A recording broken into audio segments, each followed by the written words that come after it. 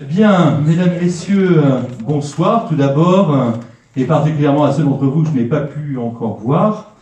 Nous inaugurons ce soir, dans le cadre de la section départementale des Patriotes de Loire-Atlantique, un cycle de conférences thématiques. Et nous l'inaugurons avec monsieur John Lowland. On s'interrogeait tout à l'heure sur la prononciation de votre patronyme, qui va nous parler de quelque chose d'absolument crucial, particulièrement pour notre famille politique, dont il est dans l'ADN que de prôner le Frexit. Monsieur Lowland va nous parler ce soir du Brexit, et je pense qu'il y a un certain nombre de vérités à rétablir, car on le sait bien, et on n'en est pas tout à fait dupe, depuis 2016, beaucoup de contre-vérités, beaucoup de mensonges, beaucoup de manipulations ont été proférées sur le Brexit. Donc nous allons l'entendre dans quelques instants. Je garde quelques instants encore la parole, simplement puisque je vous parlais de cycle de conférences donc, que nous inaugurons ce soir avec M. Lowland. Nous recevrons le mois prochain, donc on en fera une par mois, le mois prochain, au mois de mai, le 24 mai, en présence de Florian Philippot, qui viendra faire un discours de clôture. Mais il y aura, et pourquoi à Nantes? Parce que peut-être certains le savent-ils, je suis pour ma part spécialiste des questions d'éducation. Donc nous ferons un après-midi dédié à la question scolaire, à la question de ce que j'appelle, parce que c'est le mot qui est aujourd'hui de rigueur, le nécessaire sauvetage de notre système d'enseignement.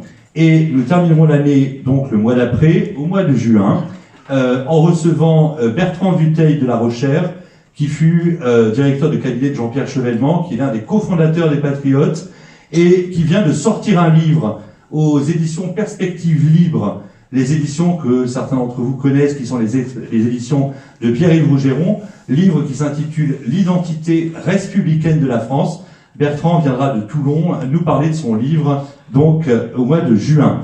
Mais pour l'heure, et j'en suis véritablement ravi, nous entendons donc Monsieur Lowland sur la question du Brexit. Nous avons donné comme titre à son intervention « Brexit, la vraie histoire ». Merci beaucoup, Monsieur le Président. Est-ce que vous m'entendez sans le micro? Oui. Je pense que le micro n'est pas nécessaire. Alors je laisse à Thomas, que je remercie.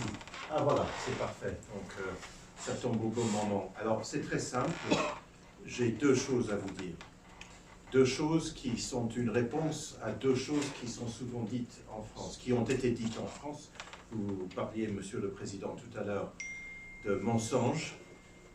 Eh bien, les deux propos auxquels je voudrais répondre, le premier propos a été tenu à la fin de l'année 2020 par le président de la République, Emmanuel Macron, qui a cru bon d'évoquer et de condamner le Brexit dans ses vœux de Nouvel An en décembre 2020, en disant que le Brexit, qui déplorait évidemment, avait été le fruit, je cite, de beaucoup de mensonges et de fausses promesses.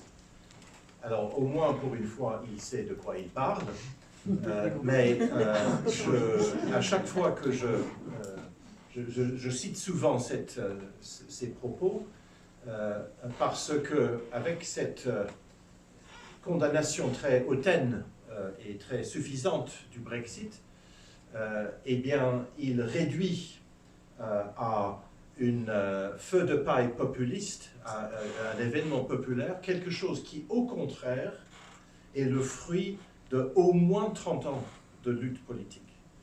Et je le dis aussi à vous tous, mais surtout aux jeunes qui sont ici présents, que le Brexit remonte à il y a 30 ans. Ce n'est pas du jour au lendemain que ça se fera, et encore moins, bien sûr, en France qu'au Royaume-Uni, puisque l'histoire est très différente. Et je voudrais, c'est donc la première chose que j'ai envie de vous dire, mais vous le savez, je constate bien que vous le savez, que c'est quelque chose qui va prendre beaucoup de temps. Nous sommes encore très loin, malheureusement, de la perspective d'un Frexit. Alors, je connais l'histoire personnellement, ayant personnellement connu à différents moments de ma vie les principaux personnages, les personnages principaux. J'ai bien connu Boris Johnson dans les années 2000, quand il était encore journaliste, avant qu'il n'entame sa carrière politique. J'ai assez bien connu Nigel Farage, que vous connaissez peut-être. Boris Johnson, je pense qu'il est connu. Farage, je constate d'ailleurs qu'il est beaucoup moins connu aujourd'hui, Farage, qu'il ne l'était il y a quelques années, mais les étudiants à l'ICES, par exemple, ne le connaissent pas, alors qu'il y a 4 ou 5 ans, tout le monde parlait de lui. Je le connaissais pendant quelques années quand j'étais, moi, au Parlement européen, lui aussi. J'ai connu quelqu'un que vous ne connaissez certainement pas, qui est un député conservateur, qui est un peu le chef de file des eurosceptiques conservateurs qui avaient commencé à se rebeller contre le gouvernement de l'époque conservateur qui avait signé le traité de Maastricht. Donc nous sommes au début des années 90 et c'est le moment, si vous voulez, où tout cela commence pour le Royaume-Uni. J'ai travaillé et très étroitement avec lui, Bill Cash, pendant plusieurs années. Et j'ai même eu l'honneur à 2 reprises de rencontrer l'ancien Premier ministre, Madame Thatcher. Et je ne pourrais pas, puisqu'en fait je dispense des cours sur le sujet, l'histoire du Brexit, je pourrais vous en parler pendant des heures et nous n'avons pas le temps de tout résumer, mais juste pour vous donner une idée, je pense que nous pouvons, on peut bien sûr toujours remonter de plus en plus loin dans l'histoire, mais nous pouvons dire que ce qui deviendra 30 ans plus tard le Brexit commence sans doute en 1988 avec un discours qui est prononcé par Madame Thatcher à Bruges, en Belgique, où elle met le Royaume-Uni, et d'ailleurs toute l'Europe, en garde contre la monnaie unique et contre la fédéralisation de l'Europe que représente la monnaie unique. La monnaie unique, nous étions à 10 ans de la monnaie unique en 1988, mais c'était déjà en préparation. Le rapport Delors qui proposait l'euro a été publié, si j'ai bonne mémoire, en 89, mais on en parlait bien en amont. Ensuite, elle a été contrainte à la démission, c'était un moment de très grand drame politique. J'avais même pas 30 ans à l'époque. Ensuite, bien sûr, le traité de Maastricht, qui a été un drame terrible en Angleterre, un peu aussi en France, avec le référendum de 92, avec le nom du Danemark, et puis le référendum que Mitterrand a fait en 92. Ensuite, la création du Referendum Party par Jimmy Goldsmith qui travaillait à l'époque avec Philippe de Villiers. Et puis la crise monétaire de septembre 1992 qui a éjecté la livre sterling du système monétaire européen à quelques jours avant le référendum français. Ensuite, avec le changement de gouvernement et l'arrivée au pouvoir en 1997 des travaillistes, une sorte de crise interne bis au gouvernement, puisque entre 88 et 97, ce sont les conservateurs, le Parti conservateur, qui sont profondément divisés sur la question européenne. Et ensuite, en 97, c'est les travaillistes qui arrivent au pouvoir, qui, malgré le pro-européisme de leur chef, le Premier ministre Blair, subissent eux aussi la même crise interne, notamment avec l'opposition du chancelier de l'Échiquier, le ministre des Finances, à l'entrée du Royaume-Uni dans l'euro.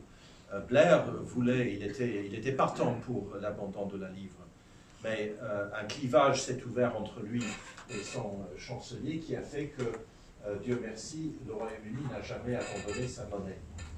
Et ensuite, ça a commencé à chauffer à la fin des années 2000, quand il était en 2009 encore chef de l'opposition, mais le futur Premier ministre s'engage et donne une garantie de faire forger, je le cite, d'organiser un référendum sur le traité de Lisbonne, garantie de faire forger qui va fondre comme la neige au soleil dès qu'il arrive au pouvoir, puisque ce référendum n'aura jamais lieu.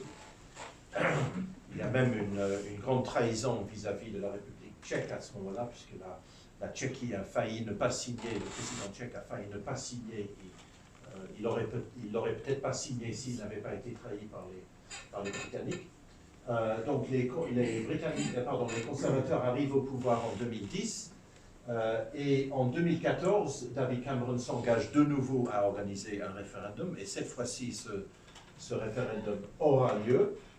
Il a lieu en juin 2016. Donc nous sommes déjà à plus de 25 ans depuis le discours de Bruges. Et en fait, les 4 années qui suivront 2016, le Brexit aura lieu le 31 janvier 2020. Le référendum est en juin 2016. Donc les 4 ans qui séparent les deux dates, en fait, seront les plus difficiles. Sur les 30 ans, c'était la fin qui était la plus difficile. Encore une fois, je pourrais vous en parler pendant des heures et des heures, puisque l'histoire est très intéressée. C'était une lutte à mort au sein de la Chambre des communes. Le Brexit aurait pu ne pas se faire après le référendum. Tout l'establishment britannique était contre. La majorité du Parlement, la majorité de la Chambre des communes avait été favorable au maintien. Bien sûr, tous les médias, bien sûr, la fonction publique, bien sûr, le système judiciaire, toutes les classes professionnelles étaient favorables. Il ne faut absolument pas... Alors, il est vrai qu'à la différence de la France, la classe politique britannique a toujours été divisée d'une façon ou d'une autre sur la question. C'est la grande différence avec la France. Puisqu'en France, c'est à 100%, avec quelques honorables exceptions, n'est-ce pas? Et c'est à 100%, n'est-ce pas? Tout le monde est pour. Donc ça, c'est une très grosse différence. Mais en ce qui concerne l'establishment, eh bien, c'est exactement pareil. Et cette bataille entre 2016 et 2020, qui a coûté la vie politique à 3 premiers ministres, David Cameron, Theresa May et Boris, à 2 premiers ministres et ensuite plus tard à d'autres. Et si on rajoute Mme Thatcher, ça en fait 3, et puis je n'ai même pas évoqué le nom de John Major. Donc à chaque fois, les premiers ministres perdaient leur carrière sur la question. Le Brexit aurait pu ne pas se faire pour plusieurs raisons. D'abord, les opposants au Brexit ont tout fait pour mettre des bâtons dans les roues du gouvernement, en disant ne quittez pas le marché unique, ne quittez pas l'union douanière, faites un deuxième référendum, ceci, cela. Ils ont multiplié les astuces pour empêcher. Et il a fallu, et puis il y a eu, je ne sais pas si vous vous en souvenez, mais en 2019, le Royaume-Uni était censé quitter en mars 2019. Madame May, le Premier ministre, avait négocié un accord avec Bruxelles, un accord qui était un piège absolu. Elle a négocié un très très mauvais accord. L'accord qu'elle voulait consistait à faire en sorte que le Royaume-Uni s'engage à ne pas quitter le marché, à ne quitter ni le marché unique ni l'union douanière aussi longtemps qu'on n'aurait pas trouvé un accord avec Bruxelles pour résoudre la sortie. C'était un piège parce qu'il suffisait que Bruxelles campe sur ses positions et dise non, non, nous on n'est pas d'accord, que le Royaume-Uni reste piégé, littéralement piégé par son propre accord. Et c'est cet accord-là qu'elle a essayé à 3 reprises de faire voter par la Chambre des communes. Elle a échoué à chaque fois. Elle a ensuite démissionné. Mais ces moments de grande crise parlementaire ont fait que le Brexit, qui aurait dû avoir lieu en mars, a été reporté à 3 reprises. Et le Royaume-Uni était encore membre de l'Union européenne en mai 2019, quand il y avait des élections au Parlement européen. Et donc, la situation était absurde, où un pays participait aux élections européennes et envoyait des députés à Bruxelles, alors qu'il était censé quitter dans quelques mois, ce qu'il a fini par faire. Boris Johnson arrive au pouvoir en juillet 2019. Il n'a pas de majorité à la Chambre des communes. La Chambre des communes s'empare de son propre agenda et vote, je crois que c'était en septembre, contre une sortie sans un accord et contre tous les accords qui ont eux-mêmes été proposés, parce qu'il n'y avait pas que celui du gouvernement. D'autres députés avaient proposé d'autres variantes, quitter sans un accord, deuxième référendum, rester dans le marché unique, rester dans l'espace économique européen, enfin, avec toutes les variantes possibles, et elles ont ont été toutes rejetées. Et cela a atteint le comble de l'absurde au moment où Johnson a dit, bah, tant pis, comme le Parlement n'est d'accord sur rien, faisons de nouvelles élections. Et il a fallu qu'il fasse voter à 3 reprises la non-confiance dans son propre gouvernement, que pour les deux premières fois, l'opposition a refusé de voter les travaillistes, puisqu'ils savaient qu'ils allaient perdre. Et ils ont en effet perdu en décembre 2019, et le Brexit s'est fait donc le 31 janvier 2020. Mais il aurait pu ne pas se faire. J'insiste beaucoup là-dessus, et donc réduire, comme le fait le président Macron, le Brexit à une explosion éphémère de populisme, un sentiment anti-européen, alors que, bien au contraire, je vous ai montré l'image de Bill Cash, c'est un parlementaire qui a consacré la totalité de sa carrière, 20 ou 30 ans au Parlement, sur cette question. Et il n'y a pas que lui, il y a beaucoup de gens qui... moi, j'ai commencé à m'y intéresser quand j'avais une vingtaine d'années. Notre génération, quand nous étions jeunes, nous nous consacrions à cela à plein temps, et il y a évidemment beaucoup de gens qui sont dans la même situation. Donc, réduire cela à des fausses promesses et des mensonges, c'est littéralement, c'est de ridiculiser le travail d'une génération d'hommes politiques, de femmes politiques, etc. C'est une caricature absolument grotesque que je refuse avec véhémence. La deuxième chose que je voudrais vous dire est une réponse à quelque chose qui se dit beaucoup à Paris.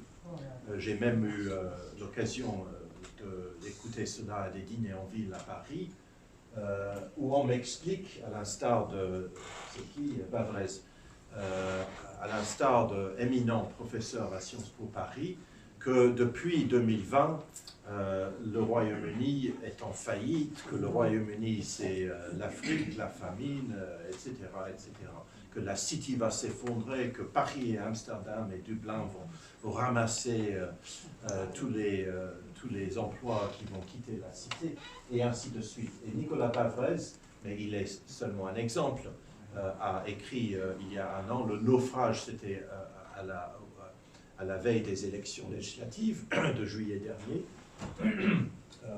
L'article est de janvier, mais enfin c'était dans la perspective des élections qui s'annonçaient, que le Royaume-Uni avait donc subi une décroissance économique très importante, avec une sorte de crack, depuis et à cause du Brexit. Je voudrais vous montrer quelques graphiques. Le premier graphique, c'est à titre d'information, c'est les exportations et les importations britanniques vis-à-vis de l'Union européenne et vis-à-vis du reste du monde. Vous voyez que les exportations et les importations sont un peu plus importantes avec le reste du monde qu'avec l'Union européenne. Ça, c'est la première chose. Ensuite, avec l'Union européenne, le Royaume-Uni est déficitaire. C'est la barre en violet, alors qu'il est légèrement excédentaire avec le reste du monde. Donc, concrètement, les pays de l'Union européenne vendent plus au Royaume-Uni que dans le sens inverse. Là, c'est les... excusez-moi, qu'est-ce qu'on ne voit pas tout?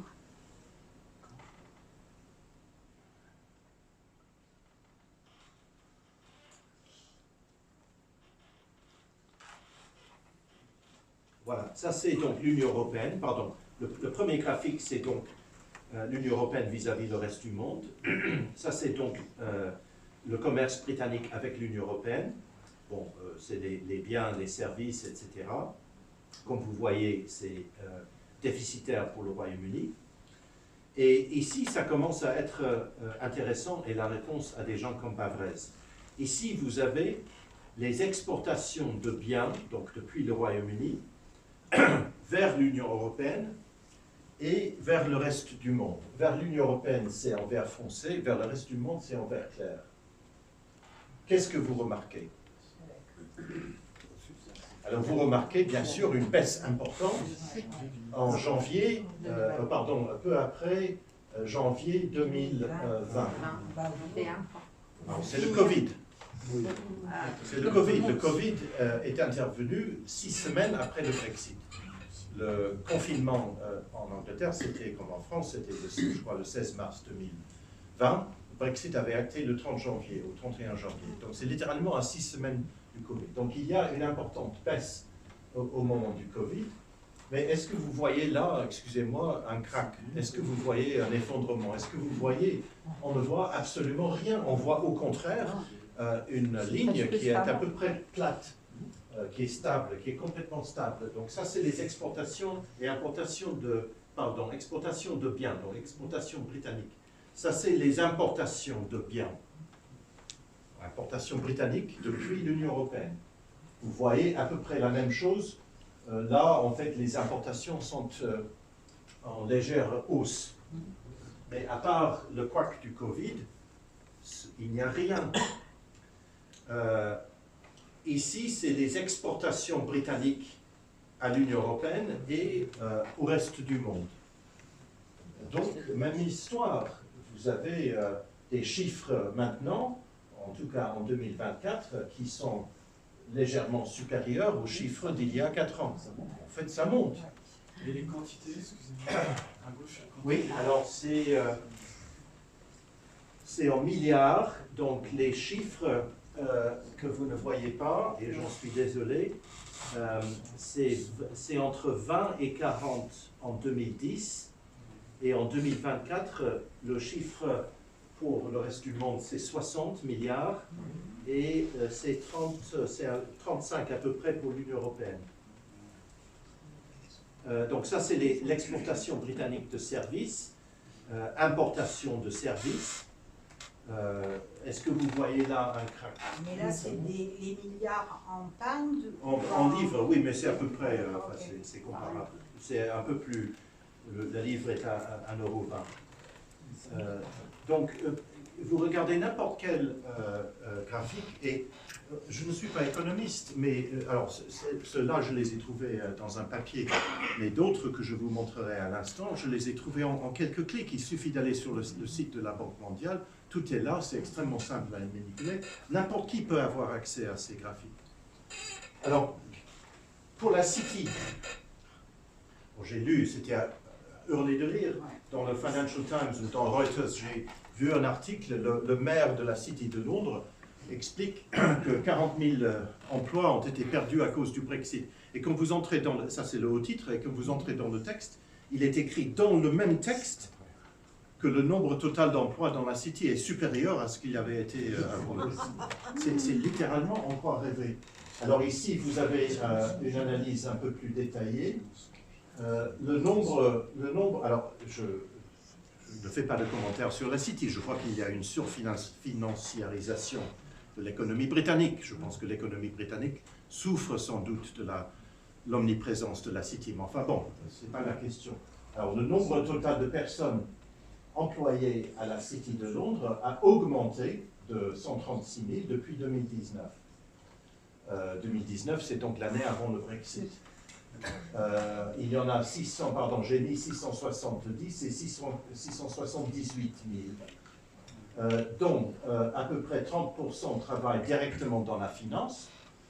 Et pour la finance, qui était censée faire une hémorragie vers Paris, Amsterdam, etc., eh bien, elles sont 216 000 aujourd'hui contre 178 000 en 2018 et 164 000. C'est-à-dire que le nombre d'emplois au total et le nombre d'employés dans la finance a augmenté. Et j'ai moi-même fait l'expérience à Paris, quelqu'un qui m'expliquait pendant un dîner en ville que Londres était foutu, que toutes les salles d'échange seraient transférées à Paris. Il m'a dit, vous avez vu, je ne sais plus quelle banque c'était, grande banque américaine sans doute, il a dit, ils ont ouvert une salle de change avec plusieurs centaines de cambistes maintenant qui seront installés à Paris. C'est une banque qui emploie non pas quelques centaines, mais des milliers, des dizaines de milliers de gens à Londres. Donc, cela est parfaitement faux. Je vous ai menti tout à l'heure. Je vous ai dit que je vous allais dire deux choses. Alors, j'ai répondu, je crois, à Macron. J'ai répondu à Bavrez et à tous ceux qui disent que c'est la chute finale après le Brexit. Mais je voudrais en fait rajouter une troisième chose, puisque ce qui me met en colère, peut-être avant tout, c'est que cette histoire, ce mensonge, ce fantasme sur le krach britannique après le Brexit, cache une vérité qui est bien plus triste encore, et qui concerne non seulement le Royaume-Uni, mais aussi, et à titre égal, la zone euro. Cette vérité triste, eh bien, vous la voyez ici. Qu'est-ce que vous voyez ici? Vous voyez le PIB, qui est un chiffre, mais un chiffre très souvent utilisé, avec la fiabilité que l'on peut contester, mais c'est un chiffre qui est utilisé très fréquemment pour montrer la tenue d'une économie. En bleu et en gris, en bleu vous avez l'Union européenne et en gris les États-Unis, et en orange vous avez la Chine et en vert vous avez l'Inde. Vous voyez bien les tendances. L'Occident est en baisse et a été surpassé par la Chine déjà en 2014. Et là, ici commencent les graphiques, c'est pas celui-là, mais dans un instant vont commencer les graphiques dont je vous ai parlé, que vous et moi, que vous comme moi, vous pouvez trouver. Alors ça, c'est tout simplement la croissance. Depuis, je crois que c'est depuis 2005. Vous voyez bien que loin de constater une différence entre le Royaume-Uni et la zone euro, ils sont tous les deux, malheureusement, en dernière position, en tout cas sur ce graphique. Contre des pays, je ne sais pas quel va être le chiffre pour la Chine, mais à mon avis, ça doit être un peu comme Singapour, avec une croissance absolument immense. Mais même Australie, Canada, États-Unis, la Suisse, etc., nous sommes, nous, le Royaume-Uni et la zone euro, dans exactement la même position. Et je conclus donc mon troisième propos avec une série de graphiques que j'ai trouvés. Là, c'est donc toujours le PIB depuis 1990, et vous voyez la même histoire. En haut, vous avez les États-Unis. Alors, c'est en termes de dollars, donc vous avez les États-Unis, la Chine et la zone euro. Et sur quoi je voudrais attirer votre attention, c'est l'écart entre les États-Unis et la zone euro. Je laisse de côté pour le moment la Chine. Non pas parce qu'elle n'est pas importante, bien au contraire, c'est la plus grande économie au monde, mais parce que même au sein du camp occidental, eh bien, l'écart est très défavorable à la zone euro. L'euro qui devait nous donner la prospérité, la stabilité, la protection, le bien-être, tout ce que vous voulez, a tellement affaibli, il y a peut-être aussi d'autres facteurs, mais vous mettez un graphique depuis l'introduction de l'euro en 1999 et aujourd'hui, et vous voyez qu'un écart qui se creuse et qui s'aggrave. Alors là, j'ai un peu réduit le temps pour que vous voyez, et j'ai enlevé la Chine, vous voyez les États-Unis qui font ça et l'euro qui piétine et qui peine à monter. Donc là, c'est une comparaison avec la Chine. Alors, c'est peut-être pas si visible que ça sur le graphique, mais en gros, vous avez des taux pour la Chine qui sont... alors moi, je ne vois pas, et vous ne voyez pas non plus, mais de mémoire, c'est quelque chose comme 10% pour les hauts de la Chine, même plus, non pardon, c'est plus, c'est 20, ça atteint presque 20% à un moment, et l'Europe qui, elle, ou la zone euro, elle piétine autour de 2-3. Donc on peut multiplier les exemples. Là, c'est le PIB par habitant, avec toujours l'écart qui se creuse avec les États-Unis. Le Royaume-Uni, j'attire votre attention ici, j'ai mis le Royaume-Uni et la zone euro, vous voyez que c'est à peu près la même chose, avec un avec des chiffres un peu meilleurs pour le Royaume-Uni, meilleurs que la zone euro. Non pas pire, meilleur. Je ne sais pas si ça va durer, mais pour le moment, c'est relativement bien. Mais aucun rapport avec les États-Unis. Alors, encore une fois, le PIB, il faut le manipuler avec précaution, puisque le PIB américain, c'est beaucoup d'avocats surpayés. C'est des médecins surpayés, c'est des assurances, etc. Donc, ce n'est pas nécessairement de l'économie productive, mais encore une fois, c'est un chiffre parmi d'autres. Nous avons sans doute aussi, chez nous, dans la zone euro, des emplois grassement payés et non pas productifs. Donc, on peut répéter la même expérience.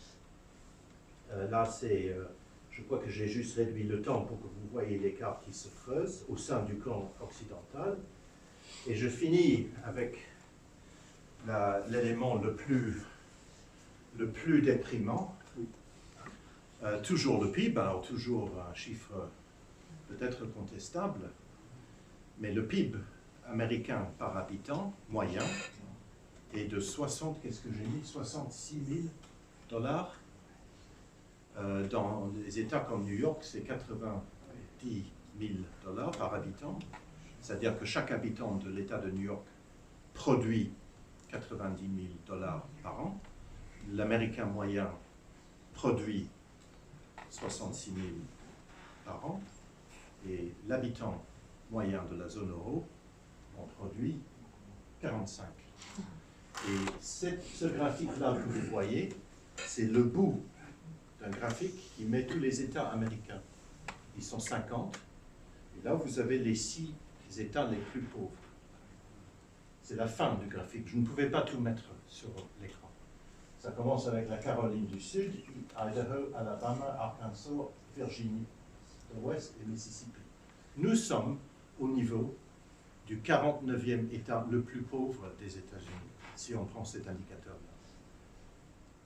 La Virginie occidentale est à 45 272 et nous, dans la zone euro, à 45 130. Ça, c'est la vraie histoire du Brexit, si vous voulez. Le Royaume-Uni et la zone euro ont des difficultés très comparables. État obèse, dépenses hors contrôle, dette épouvantable. La dette britannique, elle est aussi élevée que la dette française. Elle coûte malheureusement 2 fois plus cher. Donc le fardeau de la dette est gravissime. C'est une économie qui est fragile de plusieurs points de vue. Immigration totalement hors contrôle, désindustrialisation évidemment, surfinanciarisation. Beaucoup de problèmes que l'on rencontre en France, on les rencontre encore plus au Royaume-Uni.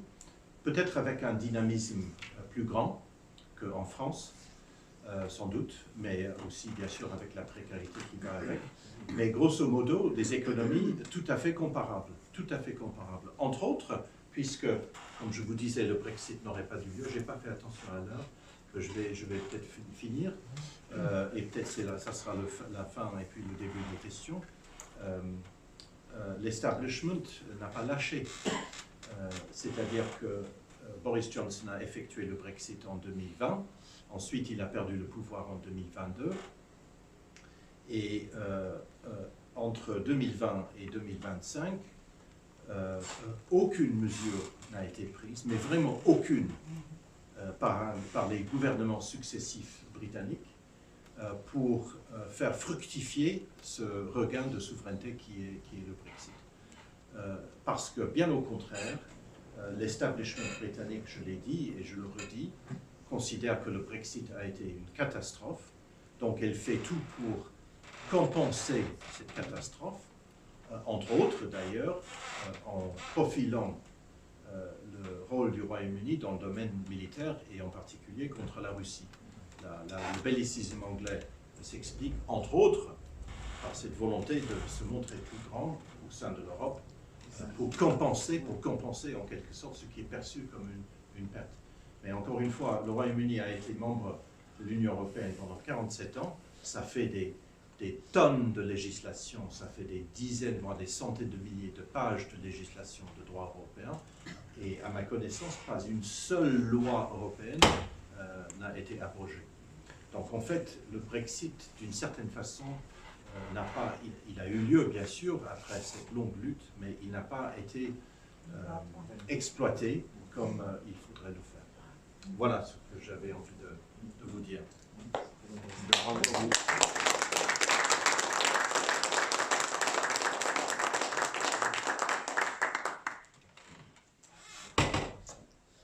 On va juste passer en format un peu plus interview. Je vais poser quelques questions à M. Lecland. Et ensuite, vous pourrez évidemment poser des questions si vous en avez. Et ce sera disposé pour, je pense,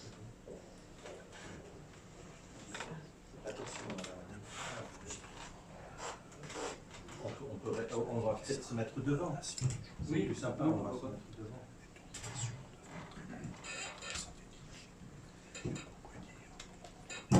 Ce serait pas bête de prendre le micro, je pense. Comment? Ce serait pas bête de prendre le micro. Oui. On entend bien. Suggestion. très bien.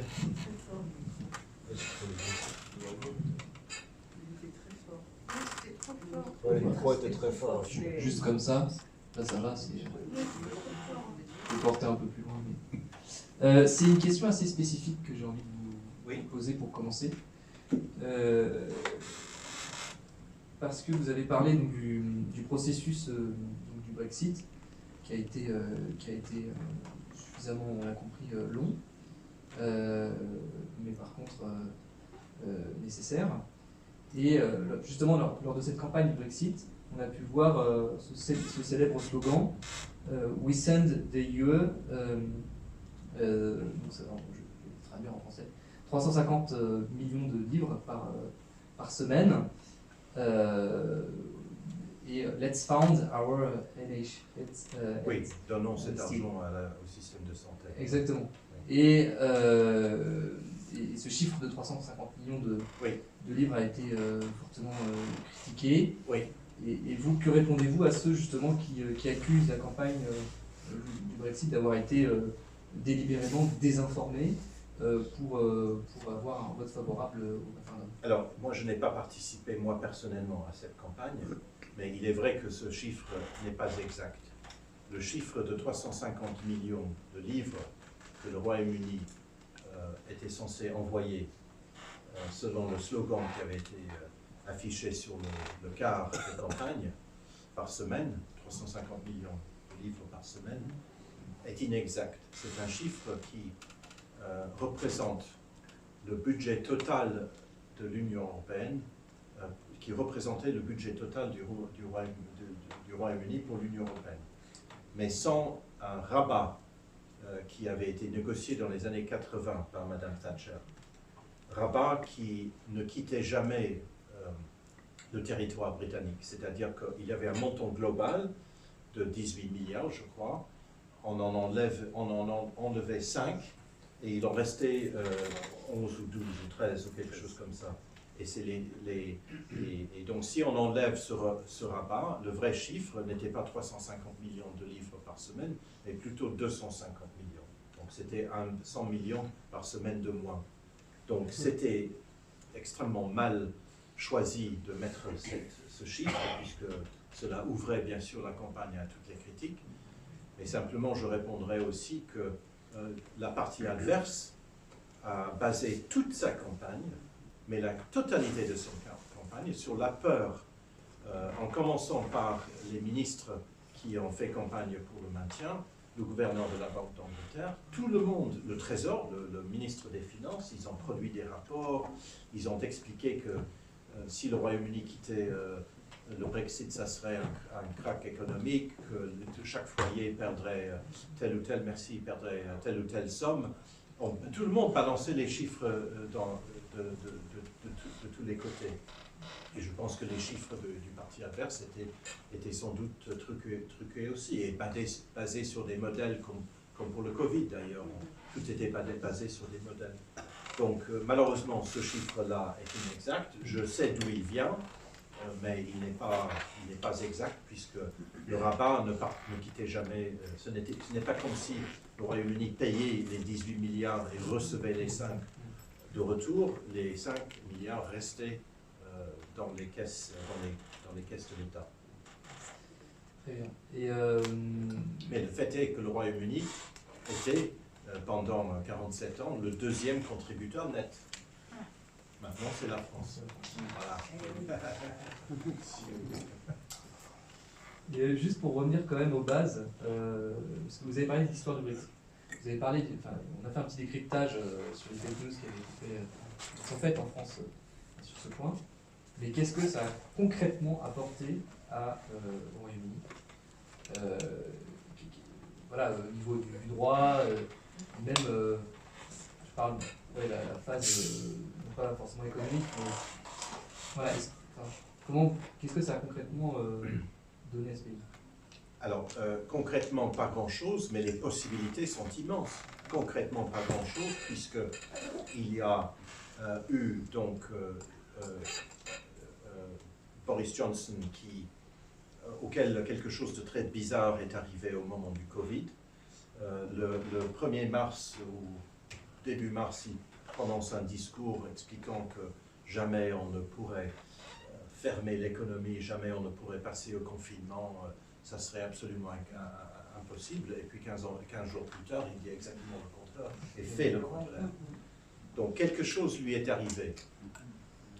Je ne sais pas quoi.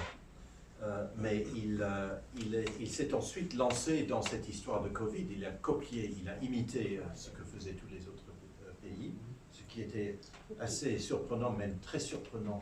Pas comme tous les pays, la Suède n'a pas... Oui, pardon, à l'exception de la Suède, mais la grande majorité des pays. Mais justement, le Royaume-Uni aurait pu, surtout avec lui, aurait pu dire bah, nous on fait autre chose, nous on est. Ouais. Mais non, c'était au contraire, c'était même, je crois, pire en fait que dans d'autres pays, puisqu'il y a un côté assez autoritaire chez les Anglais, en France aussi, mais en France il y a aussi le versant, on trouve un moyen, etc. Il n'est pas le cas en Angleterre. Mais les possibilités sont immenses. N'importe quelle loi peut être abrogée, n'importe quelle mesure politique peut être prise. Plus rien ne lie le Royaume-Uni aux politiques européennes. Mais nous sommes dans la situation absolument grotesque où, par exemple, le nouveau pouvoir travailliste veut aboutir à carbone zéro avant tout le monde. Ils sont en train de dépenser des sommes absolument gigantesques sur la captation de la carbone. C'est-à-dire qu'ils vont mettre d'énormes ventilateurs, je n'invente rien, ils vont mettre d'énormes ventilateurs, mais vraiment, quand je dis énorme, comme un parking, avec des ventilateurs qui, soi-disant, vont enlever la carbone. Voilà, l'escrologie, c'est très bien. Voilà. Alors ça, 20 milliards, et puis les éoliennes, etc. Il faut faire encore mieux que l'Europe. Et donc, il y a une politique d'alignement. Donc ça dépend vraiment du... Enfin, maintenant, oui, le rôle est national. Mais bien sûr, puisque le Brexit a été acté, le Royaume-Uni ne dépend plus du droit européen, ne dépend plus, bien sûr, de l'accord de justice, et peut faire ce qu'il veut. Oui, mais ils dépendent toujours de ceux qui tiennent les cordons, donc... oui, mais constitutionnellement, il est plus libre. Mais oui, bien sûr, bien sûr. Non, il y a évidemment. Oui, et comme nous, on est pris à la gorge, on ne peut rien faire. Oui. C'est les mêmes politiciens qui sont les mêmes, voilà quoi. Oui. Écologistes, voilà. Oui. Et Starmer, le nouveau Premier ministre, est un pur produit de l'État profond. C'est vraiment un pur produit de l'État profond. Il a été procureur en chef. Il a fait sa carrière comme avocat et c'est quelqu'un qui a donc travaillé avec les services et tout ce qu'on veut. Il est vraiment du moule total et très, très attaché à l'OTAN, très attaché à Israël. Voilà. Dans ce contexte-là, est-ce que Nigel Farage peut prendre la main? Voilà. Alors, j'ai presque pas évoqué le rôle de Farage, alors que son rôle est absolument capital. Il y a deux facteurs dans la réussite du Brexit, deux facteurs politiques. Le principal facteur, c'est que le Parti conservateur, les eurosceptiques, ont réussi, le référendum à l'appui, bien sûr, à changer la ligne directrice du Parti conservateur. Et c'est pas rien, le Parti conservateur est un parti hégémonique qui existe depuis le XVIIe siècle, qui est au pouvoir, enfin les périodes travaillistes sont des parenthèses, on va dire, plus ou moins. Donc changer, et c'était les conservateurs qui avaient signé en 1972 l'entrée du Royaume-Uni. Donc c'est comme les chrétiens démocrates allemands ou comme les républicains en France. Ils sont génétiquement programmés pour être pro-européens. Et la ligne du parti a été changée, en grande partie grâce à Boris Johnson, mais pas que, mais aussi à Belcache que j'ai montré. Mais l'autre rôle est joué par Farage, qui lui a joué un rôle tout à fait sans précédent dans l'histoire britannique, à savoir il est sans doute le politicien le plus important, le plus signifiant de sa génération. Et jusqu'aux dernières élections de juillet dernier, il n'a jamais eu, sur 25 ans de carrière politique, un seul député au Parlement. C'est très exceptionnel pour un pays qui a bien sûr un régime parlementaire par excellence. Et il a maintenant une petite poignée de députés, mais toute la majeure partie de sa carrière, son influence, il a exercé à l'extérieur. Maintenant, le Parti conservateur est très affaibli, et je pense que cet affaiblissement, mon sentiment, c'est que ça va continuer et que ça va s'aggraver. Et bien évidemment, son but, son objectif, c'est de remplacer le Parti conservateur sur la scène politique. Alors, tout ce que je peux vous dire, c'est que la dernière fois qu'un grand parti a été remplacé par un autre, c'était en 1924, quand les libéraux ont été remplacés par les travaillistes. Donc, ça fait 100 ans, peut-être que c'est le moment, mais ça ne se passe pas, c'est pas comme ça que ça va se passer. C'est pas impossible. Il a beaucoup de charisme, il a beaucoup de talent, mais il a 5 députés contre les conservateurs qui doivent en avoir 200. On va passer aux questions. J'aimerais bien en poser une, puisque les patriotes, nous admirons beaucoup Nigel Farage.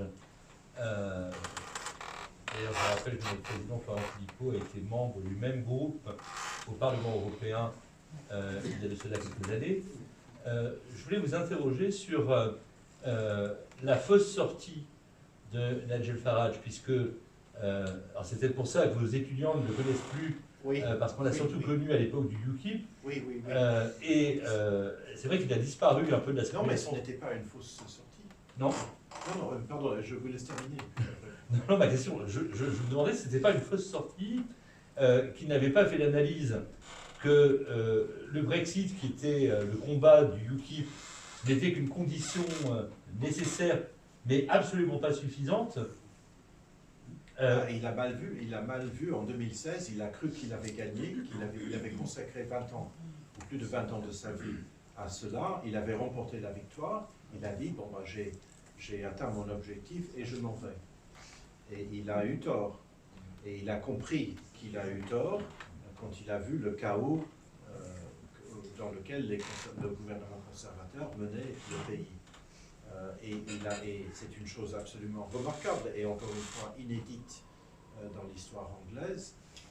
Il a décidé, et j'étais à cette époque-là au Parlement européen et je le voyais, il m'a dit, je crois que c'était fin 2018 ou peut-être 2019, il a dit, j'ai pris la décision, je vais créer un parti. Et il a créé le parti du Brexit de toutes pièces, de rien. Ça ne se fait pas en Angleterre. C'est absolument impossible. Ça n'existe pas. C'est la première fois. 2 ou 3 mois, non, ça fait quoi? Ça fait 5 mois plus tard, en mai 2019, quand le Royaume-Uni était toujours dans l'Union européenne et a participé aux élections européennes de mai 2019, il a eu 32% du vote, du scrutin. C'était en première position. Alors que les conservateurs, eux, n'en ont eu que 9. 9%, c'est comme les républicains, qui baissent à 7 et à 8 et ont exercé le pouvoir pendant très longtemps. Le plus mauvais score que le Parti conservateur avait jamais atteint dans l'histoire avant mai 2019 était 24. Il n'était jamais descendu en dessous de 24. Ils sont descendus à 9. C'était une des raisons pour la démission de Mme May. Mais c'était pas une fausse sortie, c'était une erreur. Il a cru, il était emporté par l'euphorie, et il a cru que c'était suffisant. Et il n'a pas vu l'acharnement, justement, de tout cet establishment, y compris au sein du Parti conservateur, qui était prêt à tout saboter. Est-ce que vous pensez que les politiciens, notamment Nigel Farage, qui ont porté le Brexit, dans leur politique, est-ce que vous pensez qu'ils y croyaient vraiment au fond d'eux-mêmes est-ce que vous pensez qu'ils croyaient vraiment que les Britanniques allaient voter en faveur du Brexit? Est-ce qu'ils ne pensaient pas plutôt que le Brexit n'allait pas passer, quoi? Alors, Farage croyait fondamentalement au Brexit. Oui, mais est-ce que vous pensez qu'il croyait que les Britanniques allaient voter pour? C'est ça. Je pense qu'il était agréablement surpris. Cameron, qui militait pour le maintien, ne croyait pas un seul instant. Oui, c'est ça. Voilà. Boris Johnson, mais ce n'était pas votre question. Les gens se demandent souvent ce qu'ils pensent vraiment. Est-ce qu'il n'a pas été un peu pris de court, c'est ce que je veux dire, par le résultat du Brexit? Est-ce qu'il pensait vraiment que le Brexit allait l'emporter? Il faudrait lui demander, mais bon, il a gagné. Il a gagné. Je trouve qu'il ne faudrait quand même pas oublier ce qui s'est passé aussi en France, hein. Le non au référendum, oui, et où on nous a voilà. volé notre non. Voilà. Hein, qui sont passés par la voie parlementaire, Voilà. et qui a fait le contraire de ce que nous avions décidé. Voilà. Voilà, quoi. Nous savons qu'en France, si on rajoute tous les dissidents, on arrive, tous les anti-européens de droite et de gauche, on arrive à plus de, on arrive presque à 50 ou peut-être un peu plus. Voilà. Oui. J'aimerais intervenir sur deux points. Le premier point, ce n'est pas une question, mais je suis fasciné par votre prix Nobel d'économie, Maurice Allais. Oui. Et Maurice Allais, malheureusement, est méconnu de la part de nombreux Français, et à plus forte raison de la part des Britanniques, oui, bien sûr. Et Maurice Allais a démontré, et je trouve l'analyse extraordinaire, que l'inflexion du commerce extérieur, notamment dans les pays de la communauté européenne, puis de l'Union européenne, remonte aux années 73-74. Et il l'explique précisément.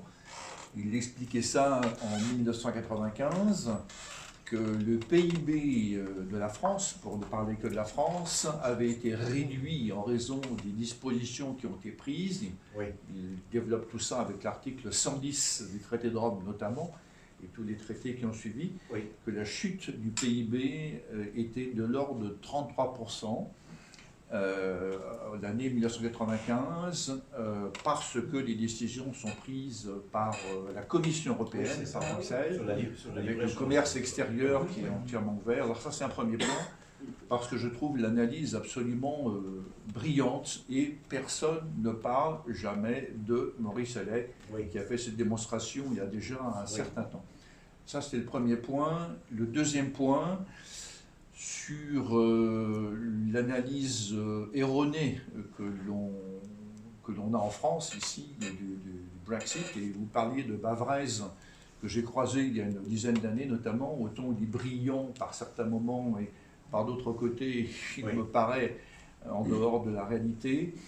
La difficulté, est-ce qu'on ne mélange pas un peu les choses d'un point de vue français, et pas seulement français, en considérant le Brexit avec ce qui se passe aujourd'hui et la politique du Premier ministre Keir Starmer, qui est une catastrophe absolue. Alors, je ne me suis pas renseigné dans les derniers jours sur ce qu'il faisait, mais je sais qu'il est détesté du peuple britannique en majorité, détesté du roi.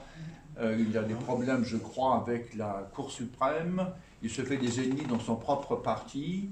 Et il me semble que la politique de Starmer, qui ne va pas dans le bon sens, peut être perçue aujourd'hui. Il peut y avoir une confusion entre le Brexit, on dit l'Angleterre ou la Grande-Bretagne ne se porte pas bien en raison du Brexit, alors que nous avons la Grande-Bretagne a des difficultés précisément en raison de la politique de Starmer, qui n'a rien à voir avec le Brexit. Et aussi les conservateurs qui l'ont précédé. Mais vous savez, il y a deux choses. Tout d'abord, en termes de pourcentage et en termes de voix, de nombre de voix, Starmer a été élu avec très très peu de soutien. En fait, c'est une élection qui a été perdue par le gouvernement sortant et non pas gagnée par l'opposition.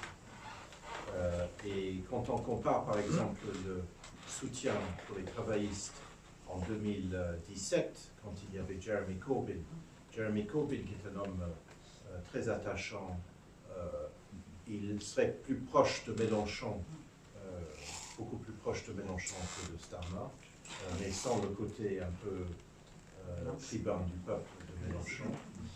Mais il est, on va dire, de la vieille gauche. Il a eu plus de voix, lui, en termes absolus et en termes de pourcentage, que Starmer.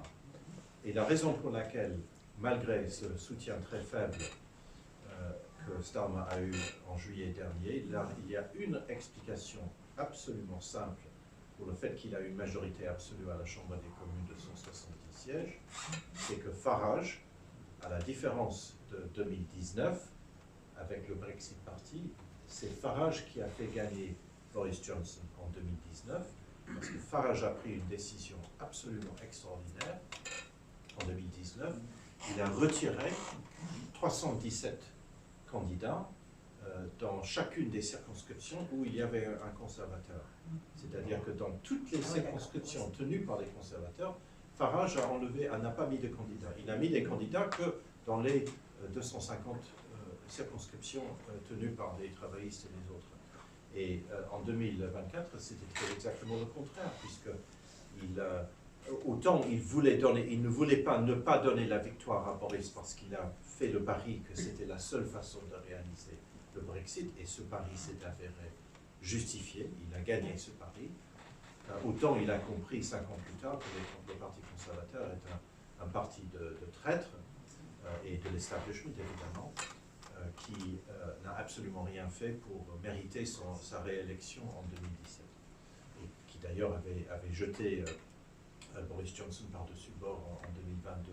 Et donc, l'an dernier, en juillet, il y avait 650 candidats du parti de Farage qui a simplement fait perdre les conservateurs. C'est aussi simple que ça. Et ce résultat, c'est exactement la même logique électorale qu'en France, sauf qu'il n'y a qu'un seul tour, qui aggrave donc l'effet multiplicateur des sièges.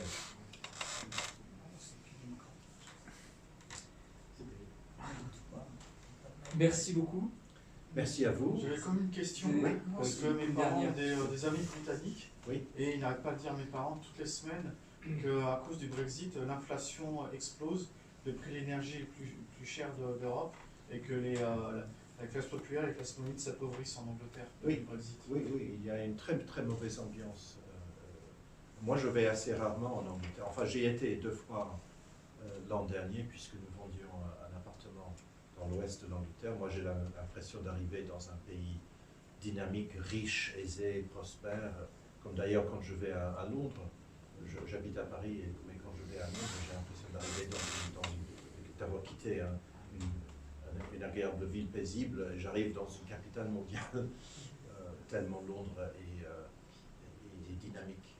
Mais il est vrai que l'ambiance est très mauvaise. Incontestablement, alors pour l'inflation, je n'ai pas les chiffres en tête, mais s'il y a une hausse du coût de l'énergie, excusez-moi, ça n'a rien à voir avec le Brexit, c'est une conséquence directe de la guerre en Ukraine, dont le Royaume-Uni est un des principaux protagonistes. Et là, comme dans d'autres domaines, le Royaume-Uni essaie d'être plus catholique que le pape, en faisant plus encore que l'Union européenne. Mais il est vrai que les coûts de l'énergie sont absolument exorbitants. Ils ont toujours été plus élevés qu'en France, mais là, ça dépasse. Ils ont beaucoup augmenté en France. Ma facture d'électricité et les autres sans doute aussi ont doublé. Mais en Angleterre, je pense qu'ils ont triplé. Mais oui, il y a beaucoup de problèmes. C'est un pays qui, depuis très longtemps, s'est drogué sur la main-d'œuvre peu chère. Je ne cesse de rappeler le taux d'immigration au Royaume-Uni. On parle beaucoup d'immigration en France. En France, vous avez depuis une dizaine, une vingtaine d'années, vous avez un solde migratoire net de quelque chose comme 200 ou 300 000. De mémoire, vous avez... Par an. On va dire, oui, par an. Vous avez un solde net, vous avez 500 arrivées et 300 départs, ou des trucs comme ça. Vous avez 200 ou 300 000 arrivées par an. En 2023, le nombre d'arrivées, je ne sais pas combien de départs, le nombre d'arrivées repérées dans les statistiques officielles, je ne parle pas de l'immigration clandestine, au Royaume-Uni, s'est élevé à 1 400 000. 1 400 000. Et le chiffre comparable pour la France, qui en France depuis très longtemps tourne autour de 200 ou 300 000, au Royaume-Uni depuis 20 ans tourne autour de 500 ou 600 000. Donc le Royaume-Uni a un taux d'immigration 3 fois supérieur à celui de la France. Ce qui indique deux choses. D'abord que c'est une économie qui est gourmande d'emploi, une économie qui attire l'emploi, qui invalide donc par définition la thèse d'une économie en faillite, mais qui malheureusement aussi traduit une dépendance excessive sur les vagues incessantes de main-d'œuvre peu chère. Vagues incessantes qui sont très mauvaises pour la productivité, parce que la productivité britannique, le taux est parmi les plus bas d'Europe, est très inférieur à la France. Il y a un autre point également commun entre la France et la Grande-Bretagne. Ce sont deux anciennes puissances industrielles qui aujourd'hui n'ont plus d'industrie. Alors, je n'ai pas en tête la part de chacun des pays dans l'industrie dans le PIB, mais c'est une catastrophe absolue. C'est pire encore en Angleterre. Et d'ailleurs, pour revenir sur l'immigration, si on pouvait enlever des statistiques d'immigration, le fameux PIB serait négatif. En fait, le PIB n'augmente que parce qu'il n'y a plus de gens. Si vous avez 1 million de gens qui démarrent par an, par définition, vous avez un PIB qui va monter. Et s'il n'y avait pas ce facteur-là, l'économie serait en décroissance. Alors, je pense qu'on peut tous applaudir.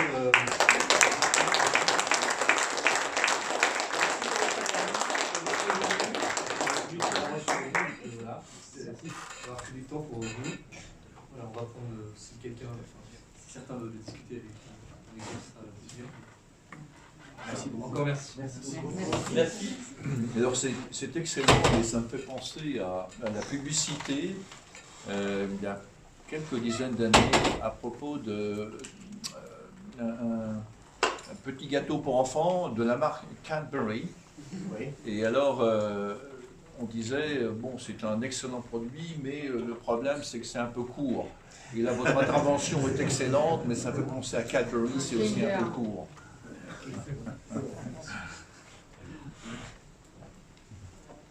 La question que je voulais poser, moi, c'est de savoir si l'Angleterre continue encore de financer le budget européen. Non, je ne crois pas. Parce que sur je les sais marges, qu'il n'y a pas très... non, il y a quelques programmes, je crois, où le Royaume-Uni est toujours associé, mais à titre ponctuel. Je n'ai pas les faits, je n'ai pas les chiffres. Donc le Royaume-Uni peut participer comme tout autre pays à certains programmes. Et le budget, non. Ils ont payé un paquet pour la sortie, ils ont payé des centaines de millions pour la sortie. La facture était assez dégueulasse, mais non, il n'y a plus de contribution et ça représente des milliards, vous savez. C'est une économie considérable. Ce sont les fameux 350 ou 250 millions par semaine. Un grand merci, Charles Monsieur. Vraiment, c'était passionnant. Merci. Merci de votre attention et bon courage. J'ai envie d'ajouter un petit mot, ça ne me ressemblerait pas si je ne le faisais pas. Je crois que ce qu'on perçoit et ce dont on était à peu près tous convaincus, c'est que, d'une part, le Frexit est un impératif absolu, une condition absolument nécessaire, mais ce n'est absolument pas une condition suffisante. C'est-à-dire que, d'une part, ceux qui ne promettent pas le Frexit ne le feront jamais, ou ceux qui promettent tièdement, ou le promettent un jour et le lendemain ne le promettent plus, ne le feront pas. Seuls ceux qui le promettent pour de bon le feront. Mais une fois que nous aurons gagné le Frexit, eh bien, il faudra veiller à ne pas nous faire voler. Parce que c'est encore une fois une condition nécessaire et pas du tout une condition suffisante, ce que nous enseigne bien entendu le précédent britannique.